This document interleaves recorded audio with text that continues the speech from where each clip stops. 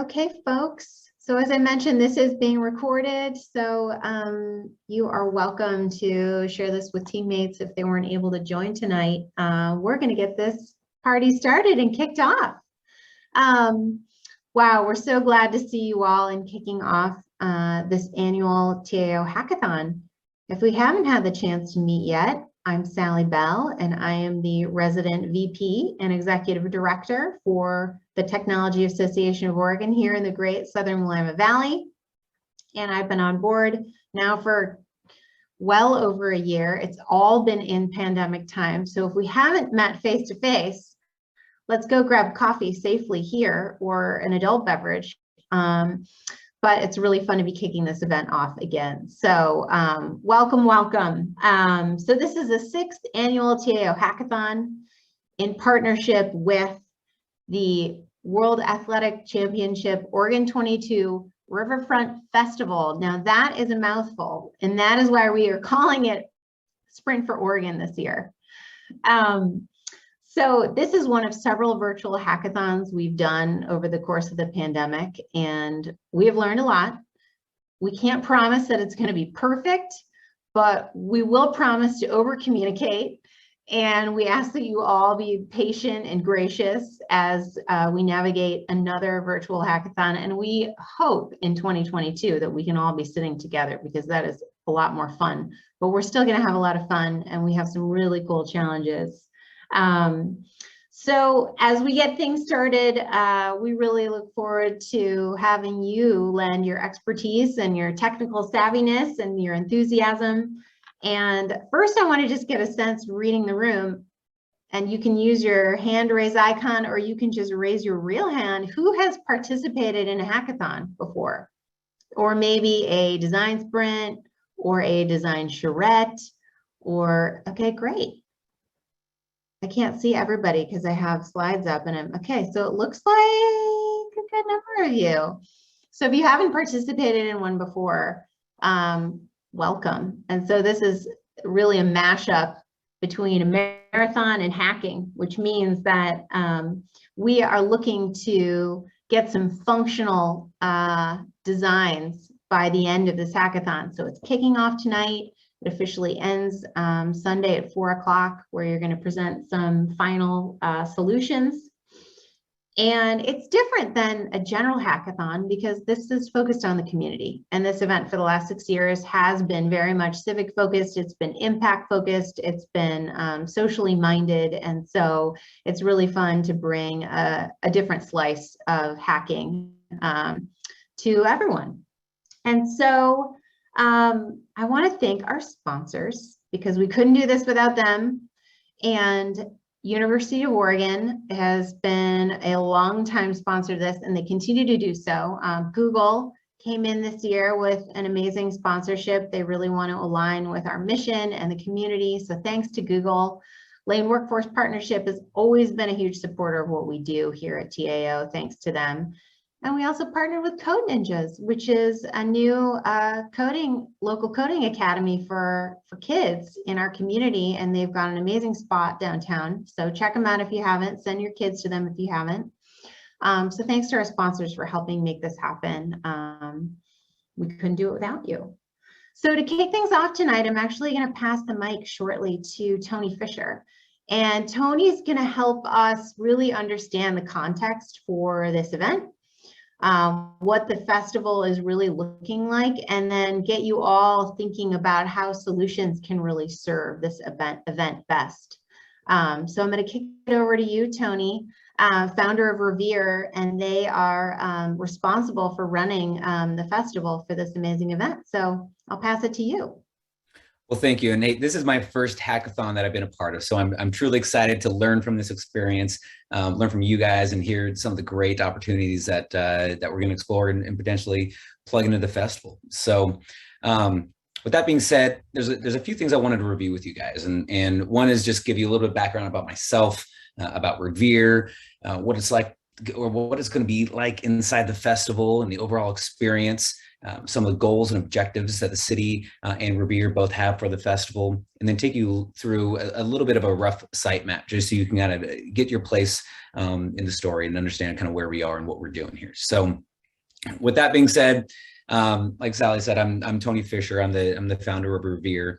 I live up in Portland currently. I was born in Roseburg, but I've done all my schooling in Eugene, from elementary all the way through the University of Oregon. And when I say that, I truly bleed green and yellow. Even when I was down at the Stanford game this past weekend, which is our annual guys trip that we usually do, and of course we lost, but we still had fun there. But I'm a Eugene native. Eugene's my home. Eugene's where my family is where my heart is. So it's always fun to be a part of something back home.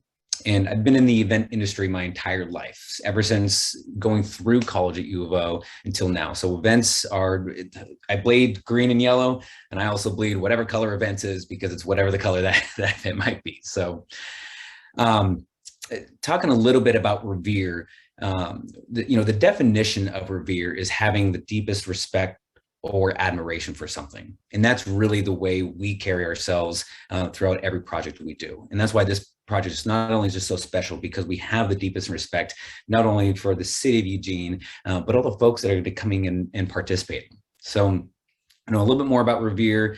We were started in 2020. We're an event production company. We started in January of 2020, which, if I could have looked at my crystal ball, I probably would have waited just a little bit, knowing that the pandemic and the world was going to shut down just a few months after it was started. But the light of hope is out there. I think the world's turning back on, and it's been a great couple of months experiencing that live events can go on in a safe manner. So as we look a little bit about my history with Revere and past agencies, my past agency did a lot of work inside Eugene. And so when we look at festivals that our team has been a part of, it starts in Eugene in 2008 when we hosted the Olympic team trials and we produced the fan festival around that. So if you guys have been there or know about that, it was a pretty large festival for 10 days, which was very similar to what we're doing for the Riverfront Festival. So we produced that both in 2008, in 12, and 16.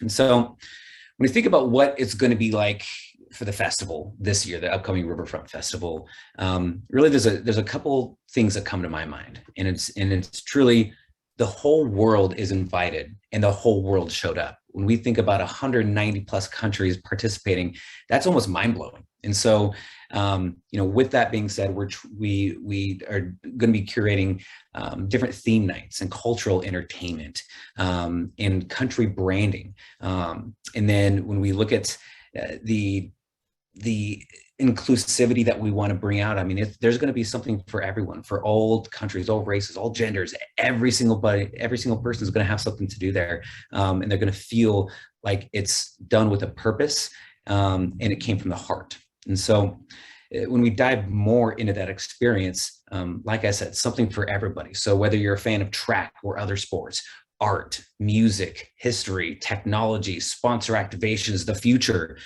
We want to explore all those things, whether they're things that we come out of this hackathon, things that our sponsors come in, working with a lot of the folks on this call as well.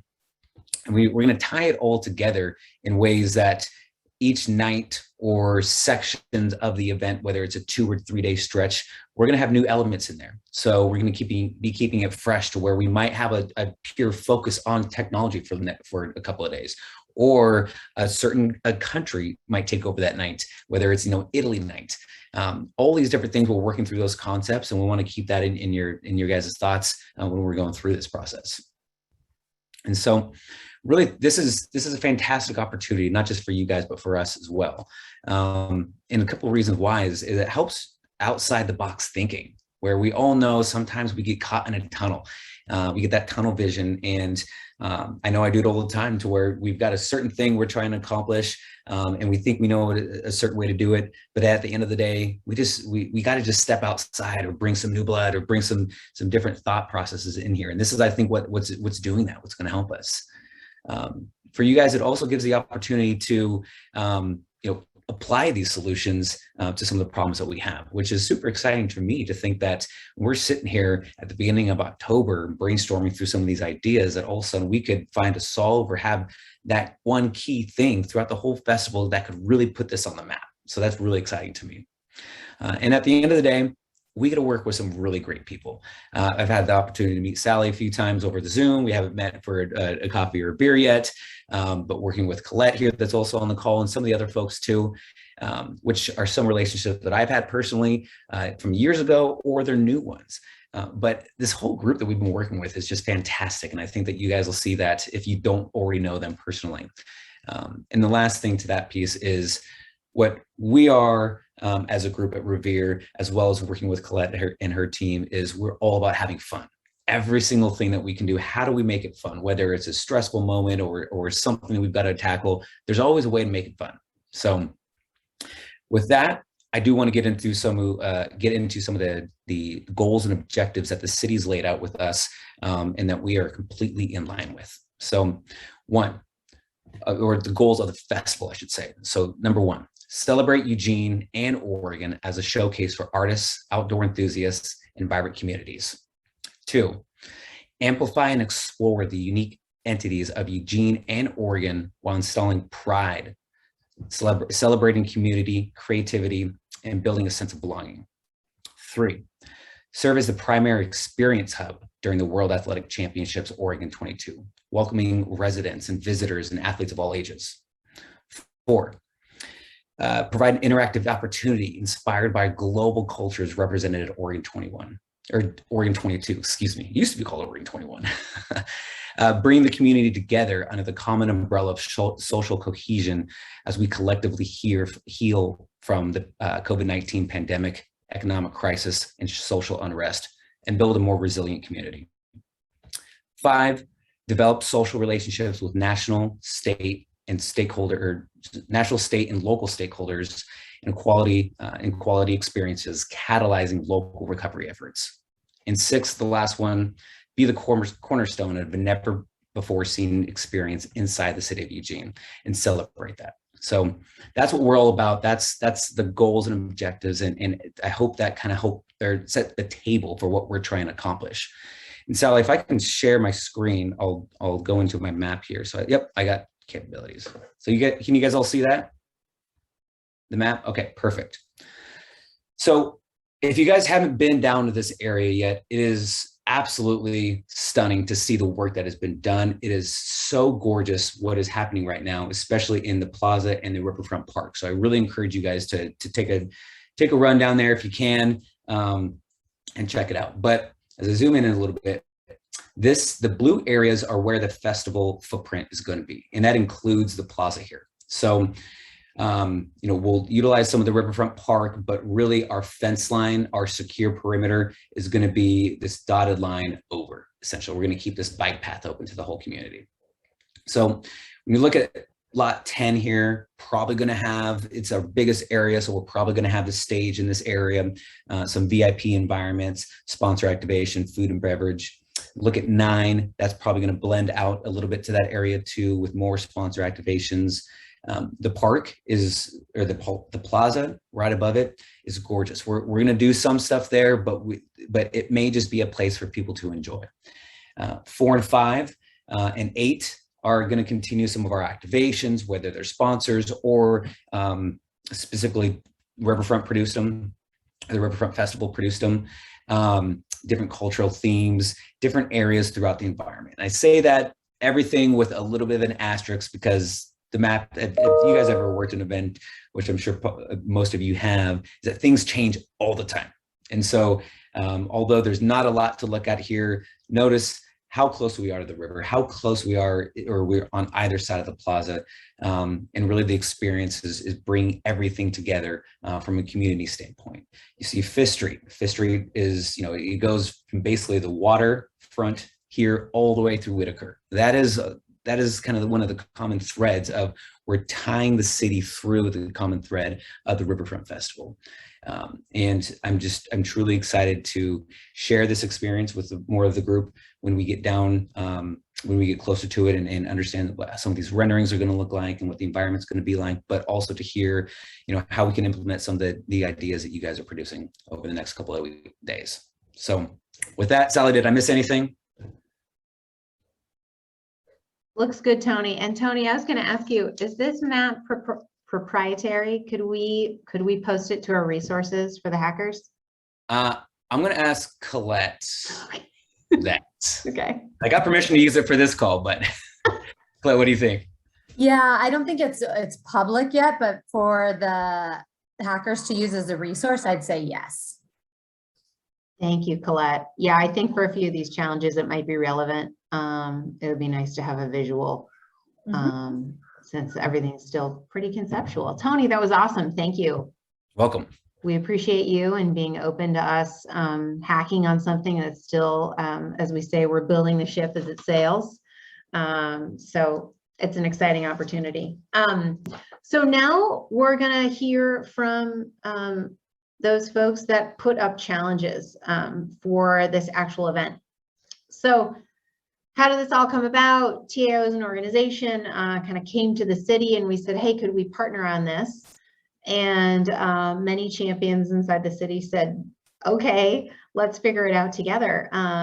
So we've got 3 different challenges for the hackathon this year. We are going to start by handing the mic to Jeff Petrie, and he has been involved with this event for many years. Jeff, I know it's an extremely busy time for you, so we really appreciate you being here and putting energy into this and putting out a challenge for these awesome hackers. So I'll pass the mic to you, and you can give us a sense of what you're looking for. Thank you. And this is a partnership with Travel Lane County. I think Emily's on this call too. And so we're both be resources for both of you. This is where I can freely admit that I am still a Pokemon Go player. It's still part of my daily grind and have been for years. And so this idea really comes out of the idea of what I've seen in Pokemon Go. I've seen in past iterations of digital field trips. And I've seen, kind of how do we get people out into the community?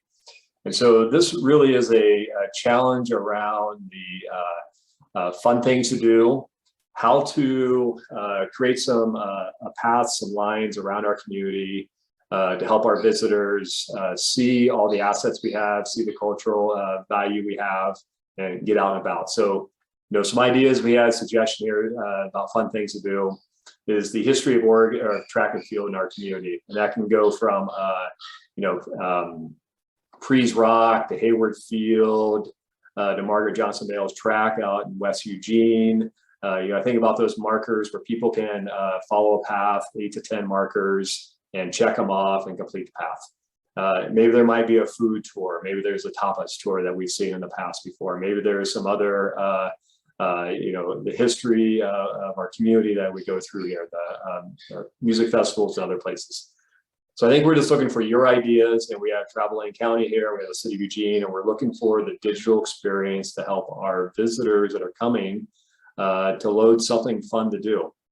And from the City of Eugene side, one of my projects is I'm working on the downtown wayfinding plan, which is the physical signs in the street directing people about how to go to various civic and public interests around downtown. But it's also that digital experience that ties into the Wayfinding app. And how do we move our community around? It could be on bicycle. We have a lot of great bike assets, and our larger community has invested a lot in bike share and bike corrals and cycle tracks. Maybe there's a biking version of this. Maybe there's something on the Arcimoto fun utility vehicle that kind of plays out there too. So I think we're looking for some ideas through there. And I am fostering some puppies right now, so I apologize if you hear any squeaking in the background. Do you have anything to add, Emily? No, I think that's great. I guess I'll just add that in case you're not familiar with Travel Lane County, we are the destination marketing organization for Lane County. We promote Lane County as the Eugene, Cascades, and Coast region to visitors and people planning events. So we have a lot of visitor information, destination information compiled that we are happy to share with partners like the city, and that's really where we want to come in and make available all the information we already have. Thank you. Thanks you two for putting up this challenge. And as teams are starting to gain an understanding of what that challenge is. We'll have a little time for Q&A at the end here. And then just a reminder to folks that we're going to have separate office hours for all 3 challenges tomorrow. And we'll send several reminders about those. We had one time change on that, but we will make sure that everybody knows, has those links and has those times for tomorrow. But the office hours for this challenge for the visitor and fan experience with Jeff will be tomorrow, Friday at 11 a.m. Okay, and now we're going to move on to the next challenge. Thanks, Jeff and Emily. We appreciate you. I'm going to pass the mic to Devron Musgrave, who has who's going to give some more color and context for the needs around waste and recycling and how that's such an important part of events. Here you go, Devron.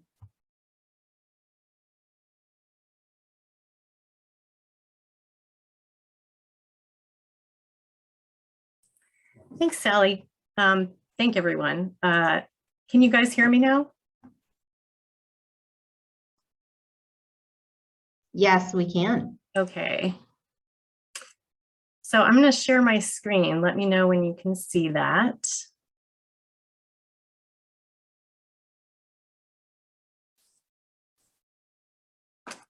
All right, can you see that screen, Sally? Not yet.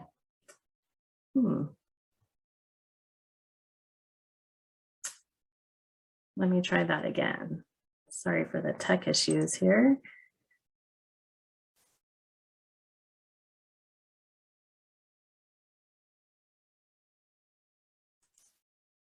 No worries. I think that was me. I'll take the hit on that. I just updated sharing to Okay, how's double share now. Can you see it now? We can. Oh, great. Thank you so much. Anyway, I'm Devron Musgrave. I'm a waste prevention analyst for the city of Eugene. And I've never been in a hackathon before, so hopefully this will go well for me. I wanted to tell you a little bit more about why recycling and food waste collection especially are kind of important issues for not just our residents in the community, but also for visitors to Eugene. So our program, which is part of the Planning and Development Department, supports several public-facing waste prevention programs, such as residential and food waste collection, and our recycling program for area residents. And we do that to support a livable and prosperous community and develop community partnerships. So we're really excited to be here today and tell you a little bit more about how we think this can enhance not only the visitor experience at the Fan Festival, but the Riverfront Festival, but our local outreach efforts that advance, our community's livability. So the reason that we do this is because we really want to make waste prevention the norm in Eugene. And so as part of that, we tell people what is accepted in our recycling, our food waste. And I'm going to talk a little bit about a game that we've been playing with residents in the community, which has been a really successful way of teaching people what is actually recyclable, whether they live here or otherwise. So one of our roles as the city is to regulate solid waste, recycling, and yard debris within the city limits. And this includes licensing haulers and developing standards for our recycling collection program, as well as working within larger systems to determine what acceptable materials there are that can go in the recycling. So many people don't realize that recycling programs and rules vary widely across cities, and market forces actually often dictate what kind of materials can be collected or recycled in a cost-effective manner. A common misconception is just that because an item has like chasing arrows on it, or it seems like it should be recycling, that it can actually be recycled. And many common household items or items that you'll see in an event footprint cannot be recycled and have to be put in the trash. So if trash contaminants are placed in recycling bins, it can sometimes mean that entire loads of recycling are contaminated and must be disposed of. So we try to help not only residents, but visitors to our community who may have different recycling rules in their area understand what can and cannot be recycled. And this is pretty important at events because it's an exciting place. It's a really dynamic environment, and signage and things like that can often get lost. So in addition to talking about recycling, I wanted to kind of also note that in our area, food waste is also a really important component in our recycling system. A huge component of what we see in our landfill is actually food and other organic materials. And we want residents and visitors to be aware of how these materials can be diverted away from the landfill. So diverting food waste and other organics is one element of not only our climate action plan, but we want to make visitors and our residents aware of how materials like this can be, redirected away from the trash, because it's estimated that about 40% of the food in America is wasted. And as some of you probably already know, when food is in the landfill, it breaks down anaerobically and creates methane, which is a potent greenhouse gas. So in our area, not only can recycling be collected, but also food waste. And that's true both at events and at home and at businesses. And once that food waste is collected, it's taken to a commercial composting facility and transformed into a valuable compost product, which puts nutrients back in the soil. And it's available in bags for sale, not only in Eugene, but up and down the West Coast in Bi-Mart stores. And the story of that program is on the bag. So it's a great educational tool that helps other communities understand how important it is to divert food and other organics from their landfills. So when we talk about how this sort of fits into events, we want to kind of highlight the fact that our rules are different here than they are regionally, and we need visitors to know what's accepted in Eugene. And when we've done sort of smaller events, much smaller than the Riverfront Festival, we found that it's actually pretty effective to teach both children and adults what goes into the recycling system here by making it into a game. And when it was possible to do this in person with people, we had a lot of success with it. People were really excited about it, but it really reaches a limited number of attendees. And so a digital or mobile version of this game would be not only a great tool for engaging residents around what can be recycled at the Riverfront Festival, but also a much more accessible version of the game, because everyone could just play it on their phone or mobile device or on some other platform. So the idea that we're pitching is maybe a set of icons or some kind of mobile gaming platform where players can drag and drop items that are either recyclable or not, or food waste or not, into a bin. And then perhaps when they are correct, they get a haptic or some kind of sound, or if they're not correct, they maybe drag it over there and the item is rejected with some kind of sound or graphic. And then ideally, we'd like to be able to get people some feedback on how they did at the game. So if they can see their scores and see sort of where they stack up amongst other users that play the game, that might make it a little bit more engaging. And it would be great for them to be able to share their scores and invite their friends so we can get more people kind of understanding how our recycling system works here. So that's the pitch. And thank you so much for letting us share our idea. I wanted to also note that we have a lot of graphics and existing materials that would be available, all kinds of different icons for food and things like that, that could be used potentially or incorporated in the game. So that's kind of what we have for resources. And then obviously the open office hours are tomorrow. So thank you so much for letting me share that. Thanks, Devron. So those office hours are tomorrow at 1 p.m. If that is your challenge. And Devron, are you open to us posting the slide deck to the Slack channel for resources? Absolutely. Yeah, thank you. Great. Exciting stuff. I'm still, even though I got a degree in environmental policy, I'm still confused every time I go to the recycling bin. So we all need as many reminders as possible and something that's interactive. And what a great opportunity to apply something here for this event, but then also potentially as an ongoing resource for the community, which would be just outstanding. So So we're going to get into our next challenge. And before I pass the mic to Colette, I'm going to give a little context on this one as well, because this is actually a co-created challenge that both TAO and the city. And so basically Colette and I kind of dreamed this one up.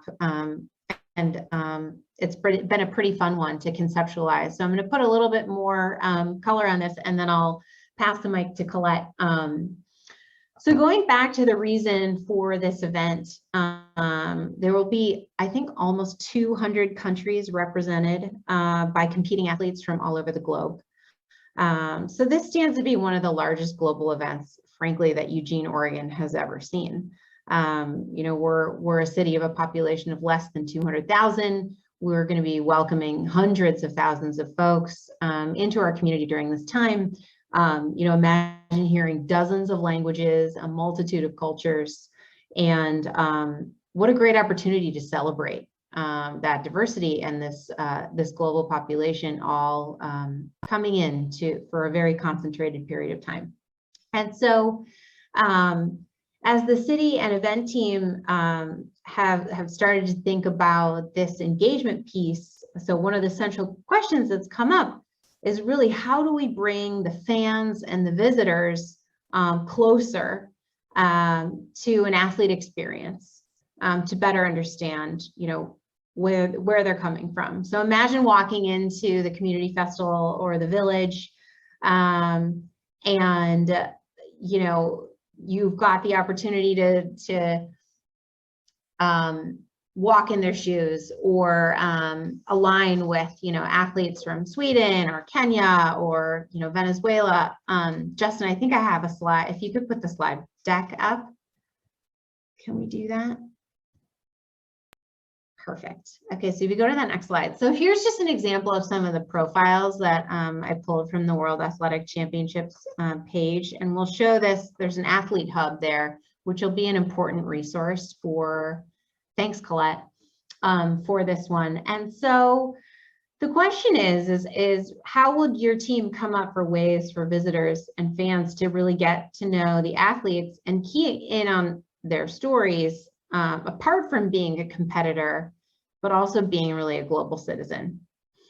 And it's really a blank canvas. You know, as I mentioned, you know, we're all building the ship as it sails, and what a awesome opportunity to bring this kind of global citizen viewpoint into this festival experience. So we're going to post those resources to the Slack channel about leveraging the Athlete Hub website, essentially, so that you can really look and dig into some of those different athlete profiles. And so the intention here around this challenge is to bring a technology experience to understanding the athlete perspective. So I'm going to pass the mic to Colette. Colette, is there anything that you would add there to this one? It's a bit more amorphous, but also, you know, exciting in the sense that teams can really take it in a lot of different angles. Yeah, great job. We should have both of our pictures up there. I really appreciate you taking the lead on this one. I think you did a great job summarizing it. You know, for us, thinking about our local community and the diversity that's represented here, being able to share and have an opportunity for people to learn more about the global communities feels really important, and just like a opportunity that I'd love to see somebody take the challenge of thinking through how would we represent this in a way that people could learn more. You know, maybe it's a VR or an AR experience, you know, maybe it's understanding or sharing what it's like to run in their shoes and then having background information, you know, what is it like on their home track, or, you know, doing a little research into some of these profiles. Because for us, you know, as we welcome the world, it's really an opportunity for us to get curious about other cultures. And as you were talking, Sally, we didn't talk about this before, but if anybody does a little bit of research on the cultural communities that exist in Eugene too, and seeing if any of those athletes, you know, how can we make that link as well? And so I think there's opportunities if there was an athlete or athletes that are showcased, how do we also connect that back to our local community? So I think having this cultural storytelling piece will really just support our goals around creating a diverse and inclusive experience for a community. So I don't have a lot to add, but yeah, I'm excited to see what you all come up with. Thank you so much, Sally. Thanks for your partnership, Colette. It's really exciting. Okay, maybe back to the slide deck real quick. We couldn't do this event without a lot of infrastructure. And I also just want to give it an enormous shout out to my TAO colleague, Justin Martinez, who's here and has done so much of the planning over many years for big events like this, but also we couldn't do this event without judges and mentors and volunteers. And so I just want to recognize those folks. Thank you for being a part of giving hackers the opportunity to elevate some really cool civic hacking opportunities. Jeff Petrie and Tony Fisher and Emily Forsha, Sam Foster is back as a mentor this year. Thank you, Sam. To Devron Musgrave. We've got some new mentors this year.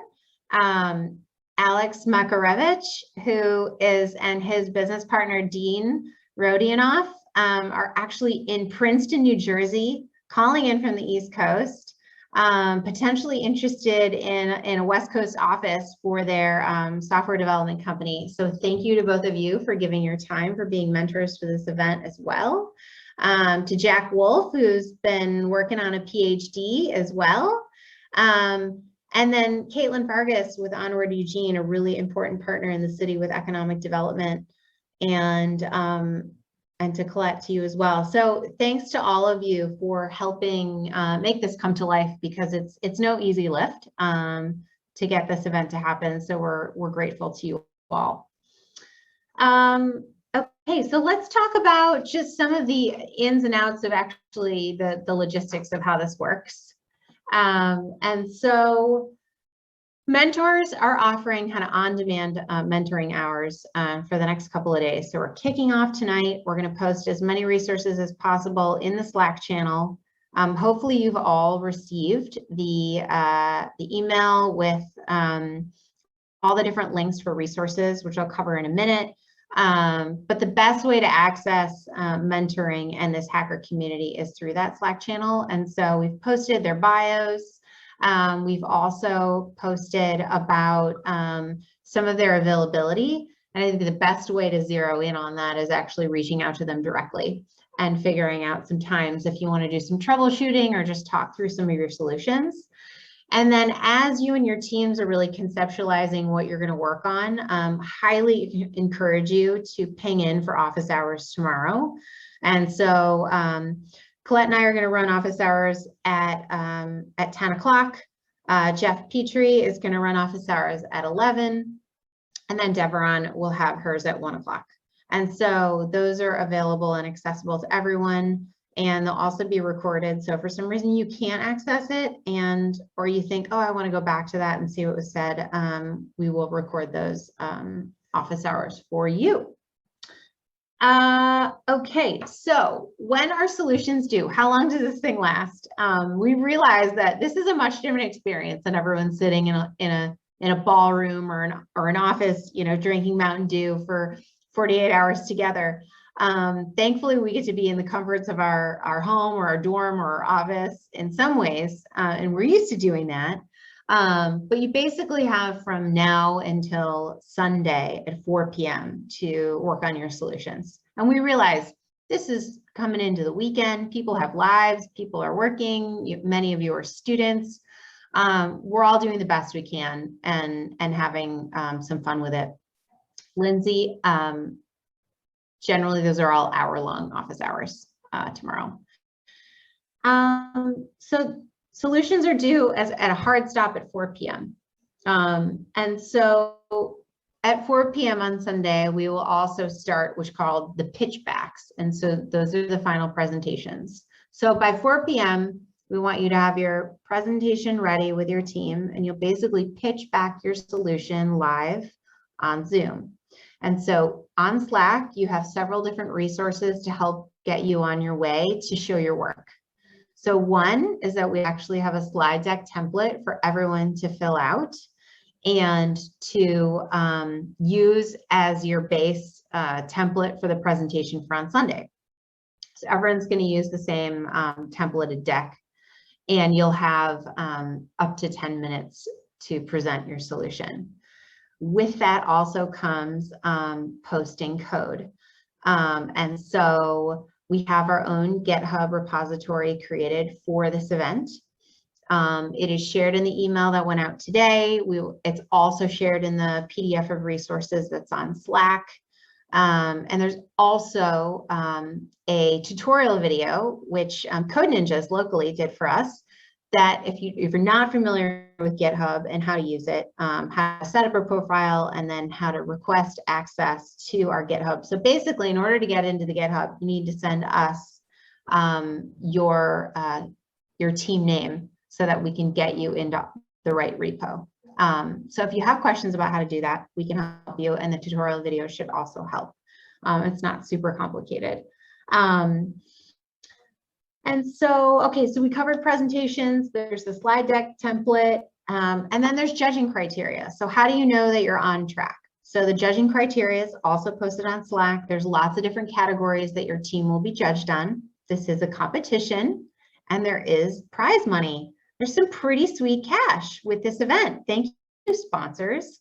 So there's a total of $6,000 available to winners of this competition. And so we've divided it up to be $2,000 per challenge. So if you win your challenge, you and your team get to split up $2,000. And you will be judged on the how you solve your solution based on that judging criteria. And so we want to make sure the code is accessible. We want to make sure you're hitting all these major categories, and it also helps our judges be able to assess that. Thanks for posting that, Justin. And that all those things are also posted in the Slack. So those resources, those important resources posted there are the pitchback template, the judging criteria, and then the how-to video on GitHub itself. So now just a few recommendations on how to work as a team. I noticed that there's some teams that submitted as individuals and we placed you together. So you've never met in person. You may not ever meet in person, at least not in the next couple of days. Unless you're local, you're welcome to gather safely in whatever manner you'd like to do so.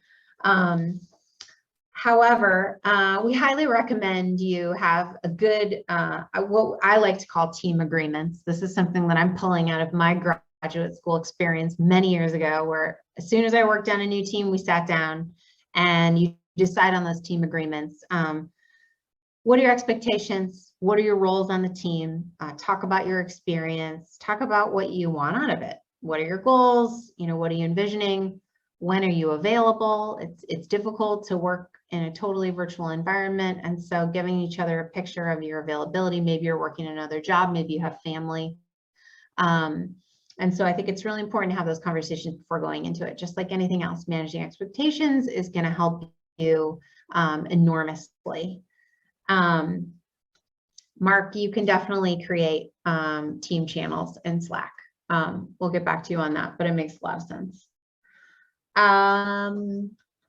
So also just knowing your timeline and what's available to you. And if you decide to leverage the mentor experience, just being respectful of their time and trying to find times to meet that are also, you know, within reason. I don't think any of our mentors are expecting to just be online all weekend, but they're definitely willing to offer, and they volunteer their time for select times. And so everyone's got different schedules as we're all virtual and not all in the same place. So I think we all know how to do that. And I'm just restating the obvious here, but important to consider that, you know, mentors all have different types of availability. So check in with them, but definitely leverage them because, man, we've got some outstanding mentors. So now I'm going to turn it over to folks. I've been talking a lot and I'm going to check the chat. Are there other specific questions that folks have at this very moment that you'd like to ask? Feel free to ping on your mic. You can also put it into the chat, or you can just think on it. You're welcome to post questions in the general Slack. I'll be monitoring that for the next several days. You can also send me an email at any time. Can you reiterate which mentors are assigned to each topic?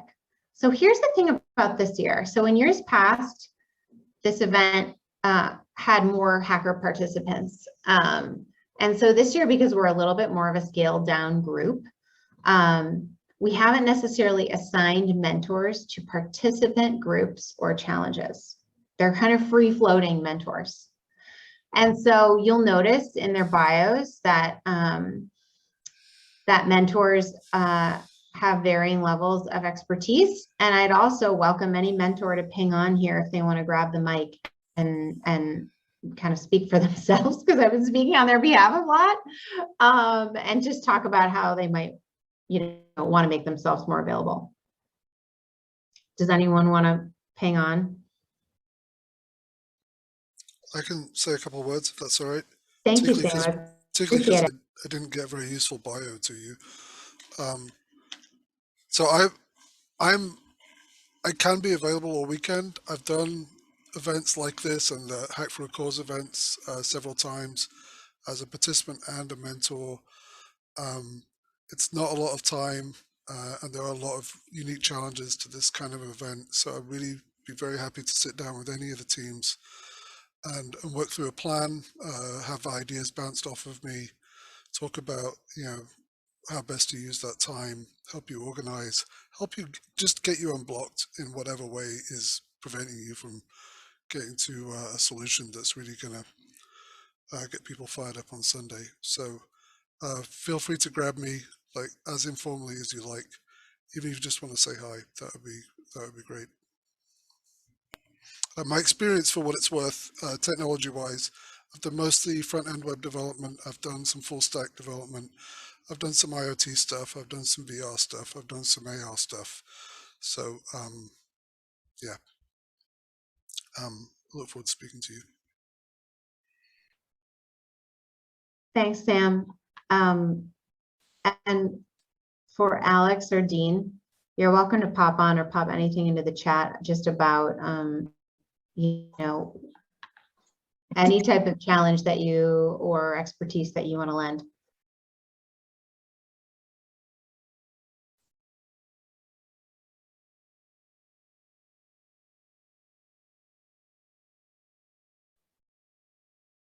Okay. You may be out there. This is where we tell Dean that we didn't hear anything.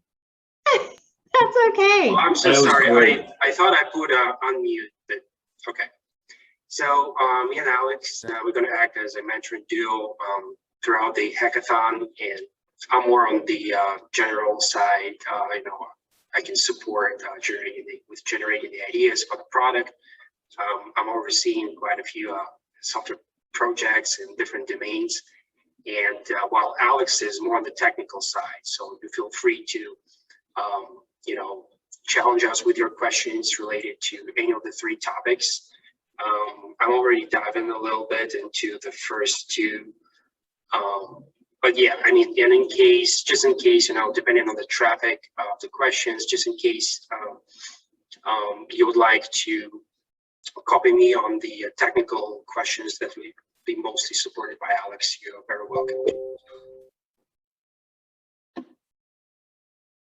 Thanks so much, Dean.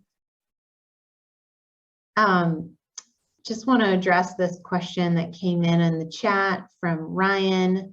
Will they be interested in sponsoring further development for promising entries? So I think that's actually, it's worth talking about, because I do think promising entries have a good opportunity for being implemented. And we can't promise anything, but I think that one of the reasons why we're working directly with Tony and Revere as they're building this out is that I do think that if there's some great entries and some really interesting concepts that we might be able to, you know, bring additional resources to get those implemented. And so I think there's great possibility for that.